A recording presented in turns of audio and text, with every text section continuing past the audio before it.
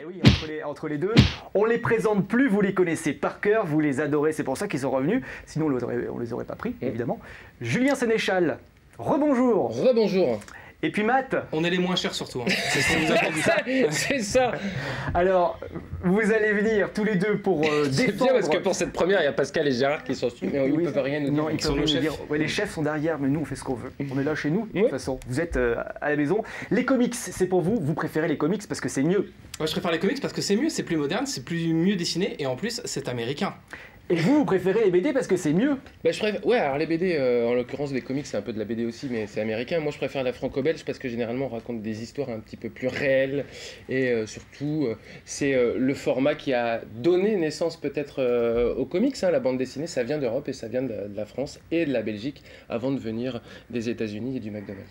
Il a beaucoup parlé. Place à Matt. Vous allez nous faire la promo des comics comme vous l'avez fait pendant avec beaucoup de talent tout l'année dernière et même avant avec Julien. C'est parti. J'ai plus le droit de me louper alors. Je suis venu avec un titre extraordinaire, un titre qui s'appelle Batman Silence. Alors quand on parle de comics, la facilité c'est toujours de commencer par Batman, c'est le plus grand des super-héros pour les adultes. Spider-Man pour les enfants, Batman pour les adultes.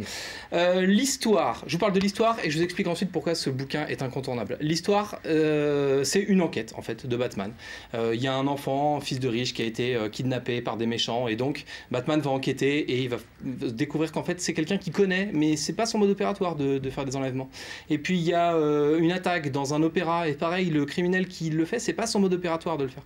Il va enquêter un peu sur tous ces faits qui ont l'air isolés mais qui en fait ont un point commun, c'est qu'à chaque fois quelque part en coulisses on retrouve un mystérieux personnage en impair avec le visage bandé et donc c'est l'enquête sur l'identité de ce personnage qui va amener Batman à croiser la majeure partie des personnages de son univers, à renouer avec des amis d'enfance à lui et tout ce genre de choses. Et donc ça permet pour les lecteurs qui ne connaissent rien aux comics de découvrir l'univers de Batman et de découvrir tous les personnages qui sont associés à celui qu'on appelle le Chevalier Noir. Alors c'est une histoire qui n'est pas hyper récente, elle est sortie en 2002 aux États-Unis. Elle est signée par deux superstars des comics dont les noms ne vous diront rien, c'est Jeff Loeb au scénario et Jim Lee au dessin. Or Jim Lee c'est un dessinateur qui avait tellement de talent qu'il a été recruté par DC Comics, qui est donc le deuxième studio aux États-Unis avec Flash, Wonder Woman, Batman, Superman, Green Lantern et tous ces personnages-là. Et il connaît tellement bien l'industrie qu'il est devenu un des gérants en fait de DC Comics. C'est pour vous dire à quel point ce type est une brute. L'intérêt de cette histoire, c'est qu'on va pouvoir découvrir tout l'univers de Batman, Gotham City, ses alliés, ses adversaires, que c'est hyper bien dessiné. En plus, il y a un côté un peu criard et outrancier dans les dessins. Alors, ceux-là sont particulièrement réussis. On en a vu à l'écran. Je peux vous montrer des pages. Vous allez voir, c'est super. Et en plus, si je vous montre des choses, ça va briller à la télé. Et donc, on ne verra rien du tout. Ça va être super. Il n'y a pas beaucoup de choses à lire, finalement. Bah, attendez, il y a plein de... Moi, je vois ça de loin, mais... moi, je connais des pages qui sont... En plus, il y a plein de styles de dessins différents, en fait, puisqu'on va essayer de d'orienter cette partie-là qui va plutôt être des souvenirs et cette partie-là qui va être plutôt de l'actualité. L'autre intérêt de tout ça, donc ça vous permet de découvrir les comics avec ce style qui est un peu caricatural des comics mais qui est très réussi, avec des couleurs un peu criardes caricaturales des comics aussi. Et l'intérêt de ce truc, c'est que c'est un beau bouquin en dur que vous le trouvez partout chez vos marchands de journaux et qu'il coûte, allez, non pas 1, non pas 2, non pas 3, mais bien 3,99 €. Ce bouquin, je vous le fais à 3,99 € parce qu'en fait, c'est le premier d'une collection qui va sortir chez Eagle Moss et qui va permettre tous les 15 jours de retrouver une histoire essentielle et moderne de l'univers DC et donc qui va permettre aux gens qui ne connaissent pas les comics de se mettre à DC Comics. Si vous collectionnez tous les bouquins tous les 15 jours pendant 60 semaines, vous avez la petite frise très jolie qu'on vient de voir à l'écran et du coup ça vous permettra, une fois que vous aurez suivi un peu cette collection, d'être des spécialistes de Flash, de Wonder Woman, de Superman, de Batman, de Green Lantern. Et pourquoi? Quel est l'intérêt? L'intérêt, c'est que ces personnages arrivent l'année prochaine au cinéma avec le premier film qui va voir s'affronter Batman et Superman et ensuite ça va être la déferlante. C'est la deuxième vague de super-héros au cinéma. Si vous voulez pas avoir l'air d'un vieux ringard à la machine à café, vous pouvez commencer tout de suite par DC Comics, le meilleur des super-héros, chez Eagle Moss. Le premier est sorti, il coûte 3,99 €. La suite de l'histoire sort dans 10 jours, ça vous coûtera plus ou moins 9 €, ce qui fait le total de l'histoire à 15 €. Et puis ensuite, vous avez rendez-vous avec votre marchand de journaux, si ça vous a plu, tous les 15 jours pour devenir des spécialistes de DC Comics. Le vieux ringard derrière son pupitre vous remercie, Matt, infiniment, et passe la parole à Julien Sénéchal. C'est vrai que c'est une bible des comics, hein. Matt, il a une grande particularité, c'est qu'il arrive effectivement à nous faire aimer les comics, parce que quand on s'est rencontrés, moi j'étais vraiment très franco-belge, je le reste, mais en attendant, même si on est un petit peu en confrontation, il a quand même cette faculté de nous faire aimer, parce que les comics c'est pas que des super-héros. Alors là il parle de super-héros, mais... On commence avec du Batman, c'est du facile, mais on va il a quand même en stock dur à partir de la semaine prochaine. Beaucoup de choses qui sont très intéressantes. Moi j'ai donc gagné ma battle en fait. Ouais, non, c'est inutile de présenter votre bouquin alors mon petit Julien. Hein.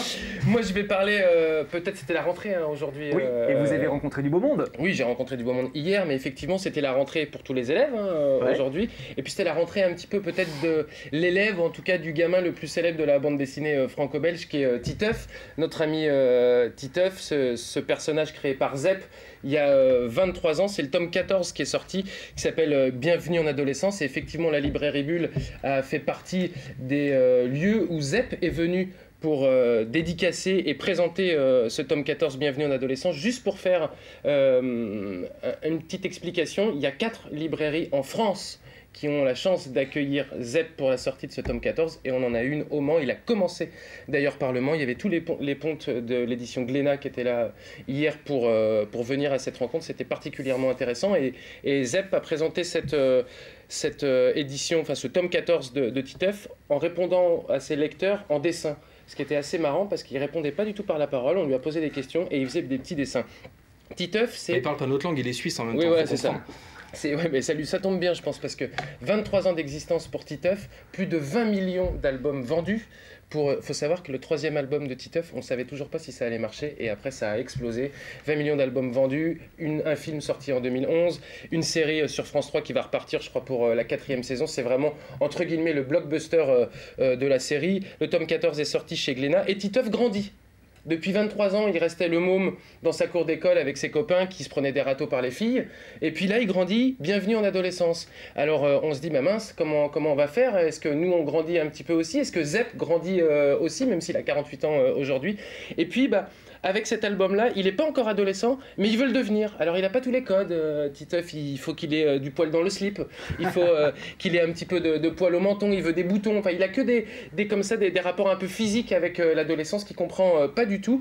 Et on va le voir grandir au fil d'une histoire qui est un petit peu plus longue finalement que d'habitude. C'était plutôt des sketchs, on verra tout à l'heure avec Zep.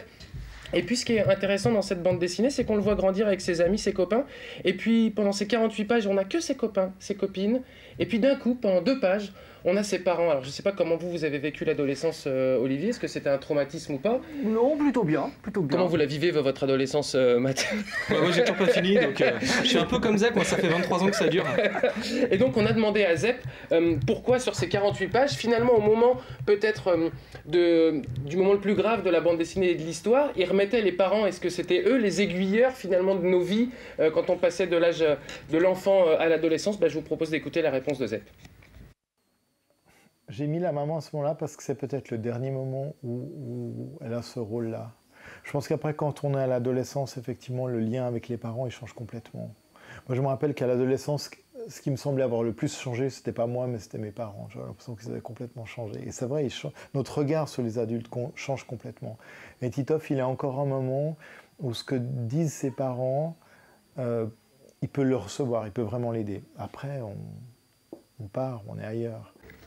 Quelle belle rencontre. Ouais, une belle rencontre avec Zep, qui est vraiment quelqu'un de très humble, malgré le succès que peut avoir Titeuf. Alors justement, je vous disais que par rapport aux autres albums de Titeuf, là, il avait décidé de traiter ce Bienvenue en adolescence d'une manière un petit peu longue, et justement, il nous explique pourquoi il a choisi, par rapport à ce qu'il faisait avant, de traiter cette histoire d'une manière un peu plus longue que d'habitude. Oui, c'est vraiment le thème qui a décidé du format, en fait. Comme c'est une quête de l'adolescence, une quête, ça mérite d'avoir plus de place que du gag en une page, qui a un rythme qui est quand même assez strict, où on est obligé d'écraser beaucoup de choses. Alors ce qui est bien, c'est que c'est un rythme qui est très lié à l'enfance, parce que ça permet de passer à chaque page à un autre sujet, ce qui est assez le propre de cet âge-là, où on va passer de sujets extrêmement importants, philosophiques, métaphysiques, à des choses complètement potaches. Mais là, quand même, l'adolescence, ça méritait d'avoir de la place, et puis aussi pour donner plus de place à des personnages secondaires, justement comme la maman, ou comme les filles, ou comme Manu aussi, qui tout d'un coup deviennent des acteurs plus importants dans cette histoire. Alors Manu, c'est le meilleur copain de Titeuf. Très rapidement, Olivier, je vous invite à découvrir Titeuf et en tout cas ce tome 14. C'est pas que pour les enfants, vraiment, c'est aussi pour les adultes. On prend un bonheur fou, on se replonge aussi dans notre adolescence et on a hâte d'ailleurs de le voir grandir, ce Titeuf, par la suite. Merci infiniment, Julien. C'était la première battle de l'histoire des rendez-vous d'Olivier. Je vais prendre Sandra en juge. C'est-à-dire Oh là, Parce que du coup, j'ai eu peur. il y a une battle, donc forcément il y a un gagnant. Alors, Ah, en juge, Sandra, oh là là. vous repartez avec lequel des Ah, deux c'est ce soir? ça. Ah, c'était pas Je prévu connais ça. bien votre mari. Ouais, c'est ça. Non, moi je repartirais bien avec les deux, ils m'ont l'air bien intéressants tous les deux. Eh ben, voilà. J'ai mon bon d'abonnement à la collection si vous voulez, qui est là, je peux vous le laisser si ça vous intéresse pour découvrir les Très comics rapidement, je DC. remercie la librairie Bulle en tout cas pour l'entretien qu'on a pu avoir avec Zep. Et merci vraiment à tous les deux d'être là. De continuer, mardi prochain je compte sur vous. Ouais. Nouvelle battle. Ouais. Ah, on continue comme ça. Et je gagnerai à nouveau. Eh ben, il n'y a pas de souci.